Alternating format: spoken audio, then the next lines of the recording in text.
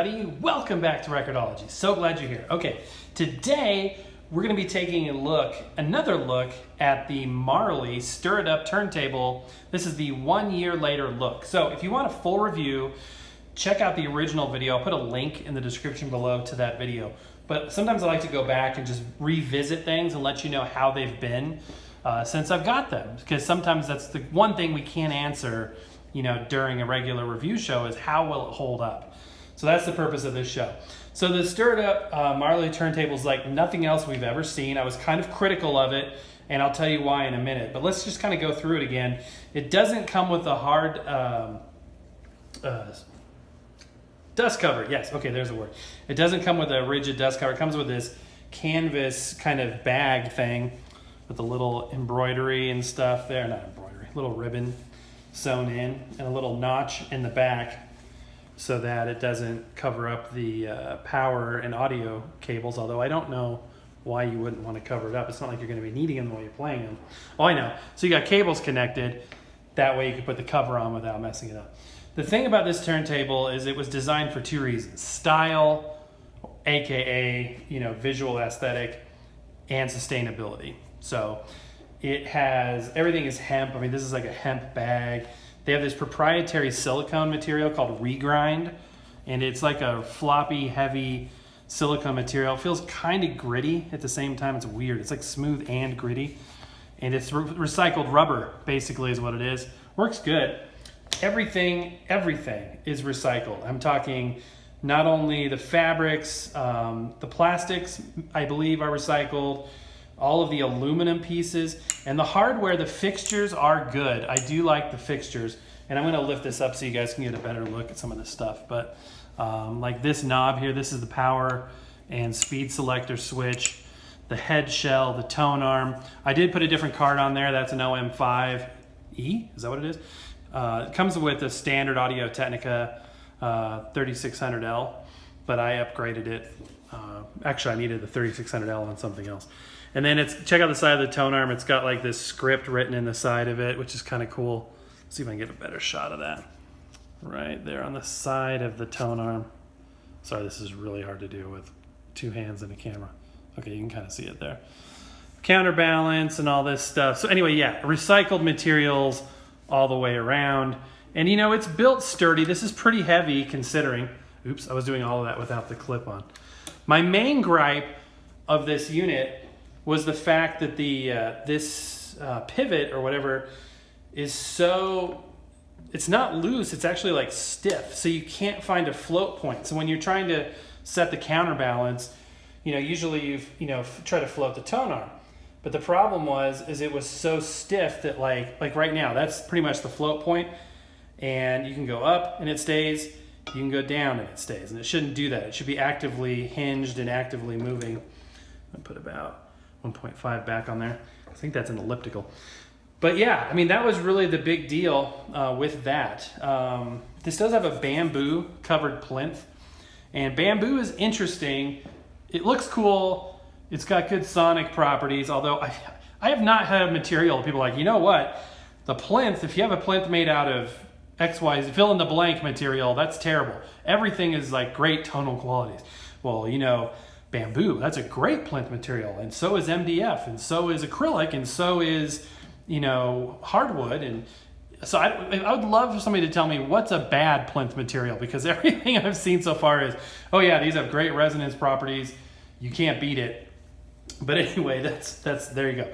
The other thing about, and I'm sure this isn't like a huge selling point to people, but bamboo has like an open cell structure, so it actually has a wicking capability. I don't know why it has the headphone jack, honestly. There's no volume control, so I don't know if that's really a line output. We'll go ahead and test it here.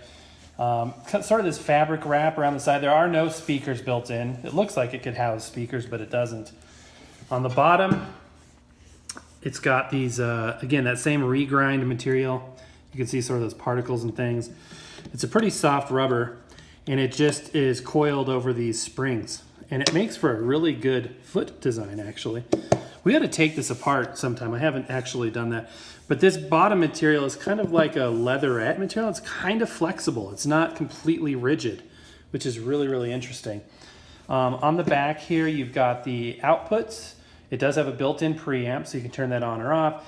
It is USB capable, so you can rip your vinyl, and then it runs on 12 volts DC with an external wall wart. Comes with a El Cheapo 45 adapter, and that's pretty much all there is to it. It does have a lift, which is good. It's got the anti-skate, which does work. Tested it out. I've used this for quite a few demonstration videos, actually. Let's take a look under the platter here. So it's got holes right here where you can lift it off.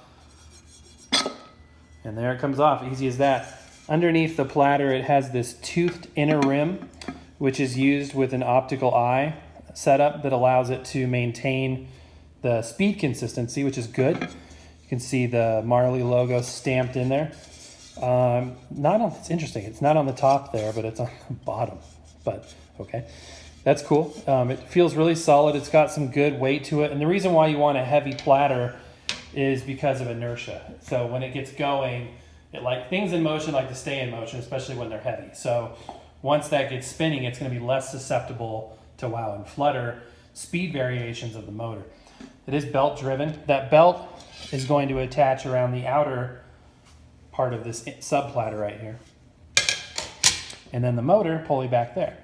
Notice how the motor pulley is as far away from the toner or from the cartridge as possible.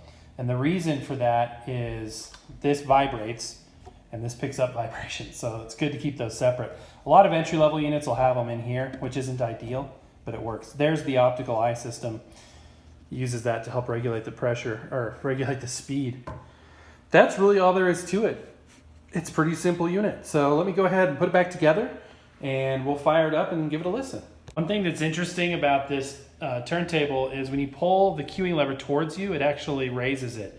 So pushing it back lowers it. It's kind of opposite of what I'm used to. All right, for testing purposes today, we'll be listening to the great Merle Travis. And this is really good music. If you guys haven't heard Merle Travis before, don't know who he is, check it out. It's one of those guys who're like, how did I not know about this? Kind of a mentor to the likes of Chet Atkins, Jerry Reed, folks like that. Finger picking, used to pick the guitar with, I think, 3 fingers, like claw style, 3 fingers. So very, very cool. This is sort of a collection of just like funny, silly songs or whatever. It doesn't really showcase the picking as much, but still fun. All right, let's go ahead and give it a quick listen here. Nice, quiet descend.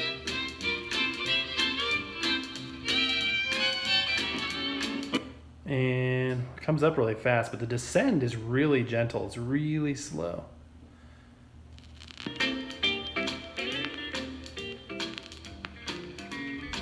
You know, it's interesting. Even everything that needs rubber has the regrind material. Even the little rubber on this, which is kind of interesting.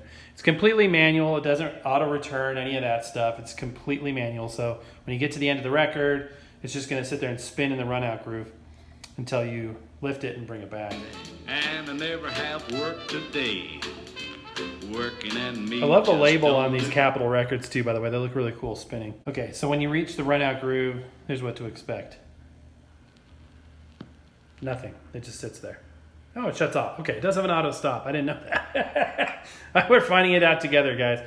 One thing I do want to check, like I said before, is this headphone jack. So let's see what it does exactly. So I've disconnected the regular RCA cable in the back, and now I am just going to plug in the headphone cable, and let's see what we get. I have no idea what this is going to do. Sounds like a weird feature to me. Okay. Did I knock the power out too? I accidentally knocked the power out also. So let's go ahead and plug that back in. There we go. You make it awful tough for me. So it's quiet.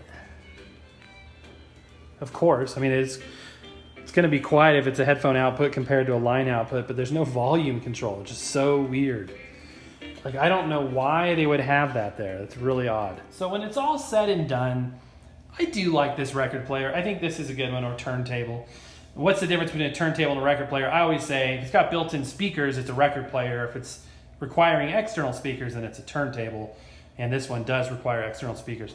My main gripe was and remains just this, this axis right here. I wish there was a better float point. That being said, you can use common sense and figure it out and dial in that down pressure on the tracking force pretty dang close. Once you do that, you really have a very respectable record player setup. I do like it. I have used it a lot more than I thought I would. I really learned to love this unit. It's got great design features. It's really handy to sort of grab and use for demonstration purposes. My son used this as his primary record player for a while, and it's a great solid unit. I think it's, you know, it'll do a good job. And I know there's a newer version out there. I think it sends Bluetooth, which is cool.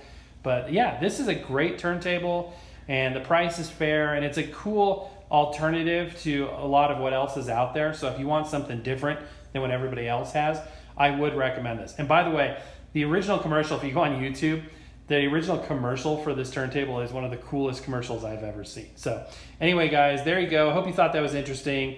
I thought it was fun. It's cool. It's a neat little unit. I like to share with you kind of how things have evolved, or my opinions have evolved over time, if they have. So in this case, I think I feel more positive about this than I used to.